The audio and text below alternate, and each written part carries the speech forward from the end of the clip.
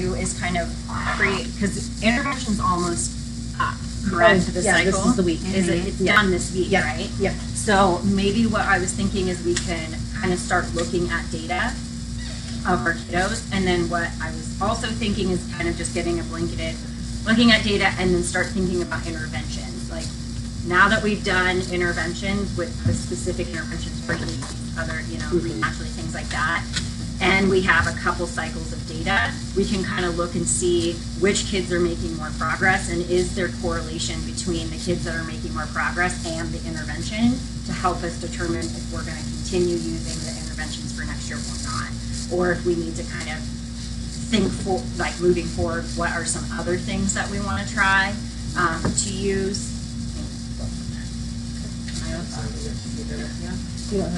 No, I don't. I'll share mine I with have you guys as soon as I get to it. with it opening. I do feel that Great Leaps has been a really good tool. We've seen a lot of growth with our students working in Great Leaps, especially when they get that. Janiri has made exceptional growth, jumping. And at the beginning, it was a little bit slower for her, but now as we've progressed, like just in the past couple of days, she's jumped like 4 times. So she started to pick up. Like, it's finally clear. Yeah, it's starting to click, so it's really exciting. So so we can just kind of talk openly. If we don't have the data, that's okay. I'm sure you guys kind of. Yes, Yeah. right, Yeah. it's all up here, yes. Yeah. Okay. So let's start with Great Leaps. How has Great Leaps been going? Or, because it's been our tier 3 intervention, and then like our low tier 2 kids, like almost in tier 3. Right. So how has that been going? Good.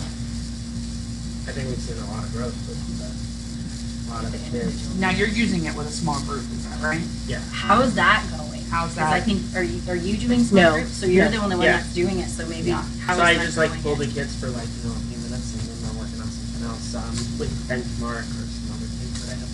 So, seems to be going well. The only thing that we run into with one of the groups is once they hit the reading comprehension, because of the way the questions are tiered, whether I do like a level 1 or level 2, sometimes takes a lot longer. So the time, there's a time constraint in 30 minutes, because if it's about 10 to 15 minutes, these questions, the way they're set up now, depending on the kid and how long it takes them to respond and how many questions they are, because they vary in the amount of questions, it can, So when you're looking like, at I'm the story, hustling the group. yeah, if you start at the beginning, story 1, That would be the only there's downfall 3 to it. depth. And so like level 1 depth of knowledge questions, what is a cat? What is a tomcat? What can a cat do that can hurt you? And then level 2 would be more like, why does the person in the story not like cats?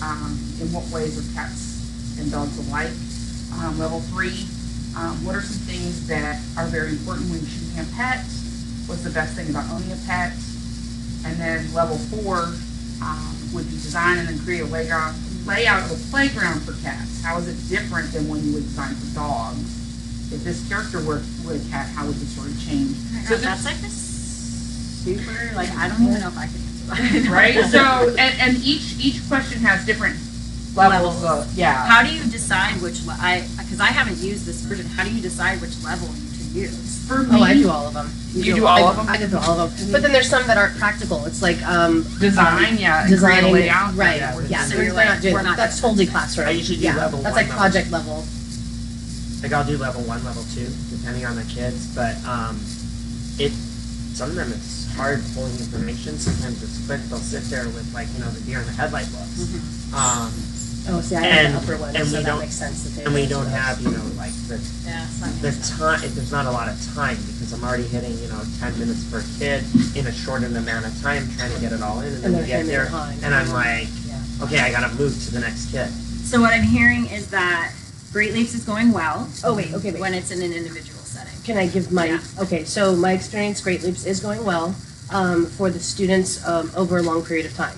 I do have a couple students who like the one-on-one attention, and it's attention-seeking behaviors. There's not many, just 2 right now that it's hard for me to tell that they can't pronounce the words or if they want time with me. Like, and it really kind of, it's happened a couple times. The student is, I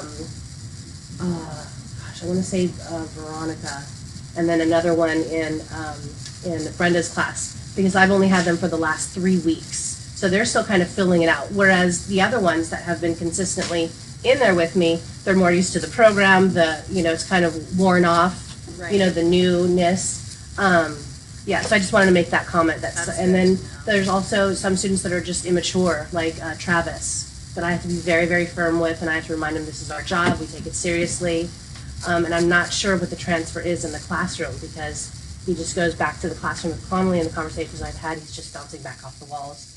And so I'm that's more of like the behavior, social, emotional, yeah. Okay, so. But I'd say 90% is working very well. Okay, because if it's in like a tier 3 student, the likelihood of them being pulled out for intervention for more than one cycle is probably pretty high, because if they're moving through the tiers and they're starting at tier 3, of course we'd love for them to go from tier 3 to tier 1 in 6 weeks. That's probably not going to happen. So it sounds like maybe grade 8 needs to be a tier 3 only intervention and not really a tier 2 in terms of like the small group, because it's not working in small groups. It works in small groups. Don't get me wrong. It's just it's a time constraint. Well, but you're providing it to them in a one-on-one. Yeah. Yeah. So that small Or group, what I like with intervention for tier 2 is that you're actually doing the whole program with all of them sitting together simultaneously. So you're still doing it one-on-one. So it's really not designed to be used like that. It's hard because they're all at different spots. Exactly. That So they're reading. So I think that Great Leaps, I don't know, what are your guys' thoughts on that? On keeping it only a tier 2 or a tier 3 intervention? I think tier 3, because when you go through this, you can't really tell, you can't accurately track the data if you're having the whole group read at once. Because you can't hear who's reading which word incorrectly, and just, it's too much to be able to monitor all, even if it's just 2 kids, it's still, I really think that one-on-one for that 10 to 15 minutes is the ideal situation, and I think tier 3 is the way that we should go for that one. That's just my opinion. And what about if they're not responding to another type of intervention, and then we opt for that at another tier? That was where we kind of have to it depends. Okay. Talk about that, because if the tiers are set up, it's not necessarily what the intervention is, it's the level of service that you're receiving and support that you're receiving. So we can use this in tier 2, however, it's kind of one of those things where we're saying this is something that's more beneficial when it's provided across an extended period of time, meaning like more than one cycle. Yes. It's more beneficial if it's in one-on-one setting, which is kind of describing more of our tier 3 kids. Okay. Our tier 2 kids are going to be, maybe they really do only need like 1, max 2 cycles of intervention, and because even in a small group, that's enough for them. So, and who knows, down the road, once we get more comfortable with it, maybe we can figure out a way to provide it, use it in that small group setting. And not saying it will never be used for a tier 2 person, but. Well, just with the less frequency. So the tier 3 is like 4 days a week, so tier 2 would be 2 days a week? Well, the program has to be done at a minimum of 3, but the ideal is it's actually 4 for it to be effective. So once we start diminishing it, the effectiveness kind of goes down. That fidelity, yes, okay. So what else have we been, we're Read Naturally. How's that been going? That's what we've been mainly using for tier 2. Yeah, so it works great for the 3rd graders. Phonics, what were we targeting with? I forgot. No, fluency for Read Naturally, yes. So it works great with the little kids, and the earlier in the day, the better. But when I pulled Jared and his group, Ruby, again, they're either escaping what they don't want to do in the classroom. They dawdle when they walk. It's just, it has not been productive, and it's not a good use of our time. I've had to send several students back to class because they weren't prepared. They didn't bring their story. They didn't practice their story. And this is just for the upper grades, for 4th and 5th. Well, no, not 4th, but for 5th grades. So, but it's been very helpful for our English language learner. Hannah Galan, she had started, I think, 80, went up to 90, and now she's like in the hundreds. So, and I really wish that I would have worked with her from the beginning of the year. I know we weren't working with ALD students, and we have a lot of kids, but her growth just in 3 little weeks has been really great. And that's even with spring break. I was, expecting that students would drop off, which they did for the fifth graders, but not for her. So I was really pleased to see that growth. Yeah. So they love the stories. They have their little stories. They take them home. They're reading every night, which is great. So it's effective when there's one buy-in, but two, it's not just in isolation, meaning it's not just done here in your small group. So maybe if we connect with the classroom teachers about integrating it into their ELA workstations or ELA differentiation time, and then like basically are like, no, you're practicing your Read Naturally story, and that's just like the expectation because you get this extra time. Well, it was funny because I asked Brenda, she said, oh, you're pulling it because I made a small group instead of it being one-on-one. And she said, oh, you're pulling them to this time now. And then I had the booklets with me, and I said, here, do you want to do it in the classroom? Because she was just concerned with, the logistics, leaving the classroom and going back. So I said, here, you can do it. She said, oh, no. So I don't know. She seemed like, they had their program now, for now anyway. But maybe it might be some teacher training on, because it ideally wouldn't be on them to like provide the instruction if it's the students practicing. Then because they can train themselves. Right. Then it would be like training the students on how to do it independently, and then kind of getting some support to the teachers on how they're supposed to be doing it independently, so they can at least monitor, but don't necessarily have to do the instructional piece. Yeah, because it would just be the cold read and the hot read that would have to be supervised to make sure that that's done. They can just practice like with a partner. Oh, yeah. And it's 1 minute. I don't know how every other classroom does. I know fifth grade's a little bit different, but in Anna's class it works really well. She has the mini lesson, and then she has the rotations, but it's very designated time, so it flows very well, and the kids get their choice, but we would just have to direct one of their choices to be, spend 10 minutes reading with a partner. So. Okay. So do we want to do we think that Read Naturally is, so we're saying grades 3 or higher, correct, right? Well, yeah, because they have to have that. So Read Naturally would be a good tier 2, continue fluency. Yeah. Okay. So, and the next steps for that are going to be providing teacher training, and maybe at the start of the program when they're integrated into the group, like the first cycle is kind of, or the first session is kind of teaching them the protocol, Procedures, like actual protocol piece. Yeah. Okay.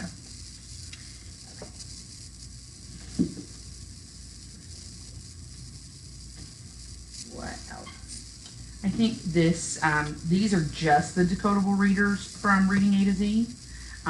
They can work really well from as early as late kindergarten all the way through fifth grade, because as we go on, if we have a reader who is significantly below, we're working in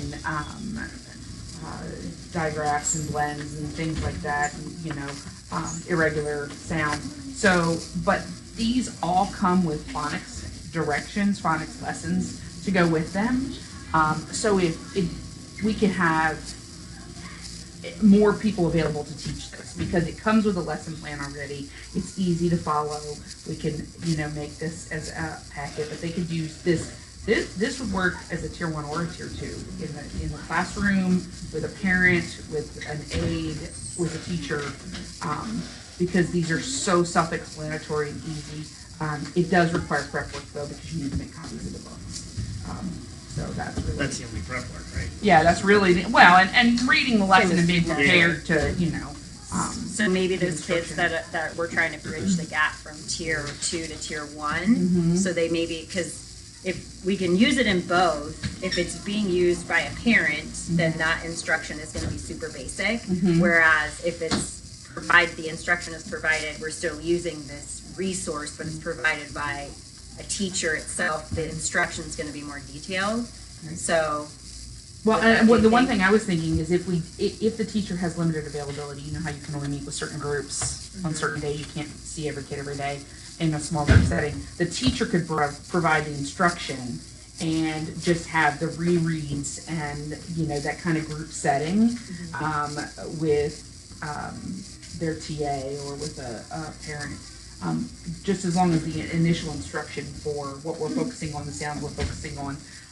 Also having them do a search through the book for the vowel sound that we're talking about, you know, just different kind of things like that. So are we thinking that we can utilize this one to target phonics or like which? Definitely phonics, Okay. definitely phonics. These are And all speech